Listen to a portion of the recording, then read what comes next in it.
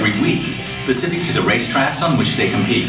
Downforce is significantly dependent on speed, and the speeds reached at different tracks on the NASCAR Sprint Cup Series circuit can be very different depending on the track configuration, size, banking, and surface material.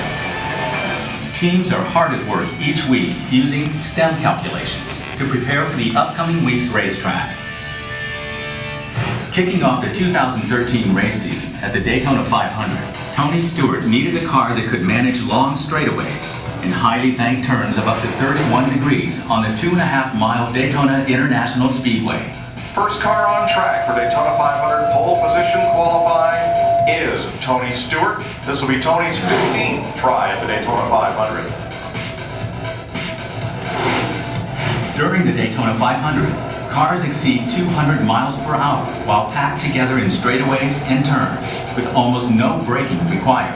Racing on a super speedway is an edge-of-your-seat experience, and Tony's car needed to be prepped accordingly using STEM.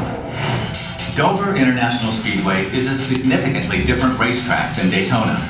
At only 1 mile, with 24-degree banking in the turns, and high speeds at around 175 miles per hour, Tony needed his team to provide for a significantly different race car setup than at Daytona.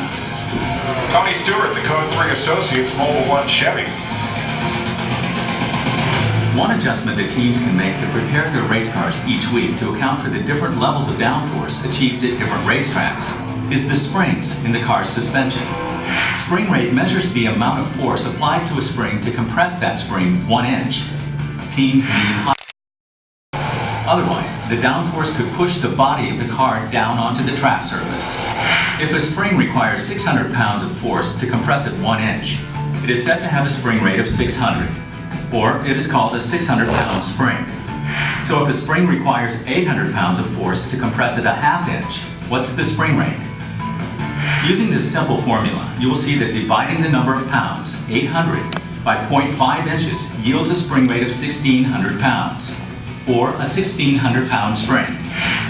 Spring rate is just one of many adjustments that a NASCAR Sprint Cup Series race team can make to the car from week to week. And each week, race teams are actively using STEM calculations to optimize performance. The differences between the Daytona and Dover racetracks that affect downforce led the number 14 team to make significant adjustments to the setup of their race car, giving Tony Stewart the optimal performance needed to compete.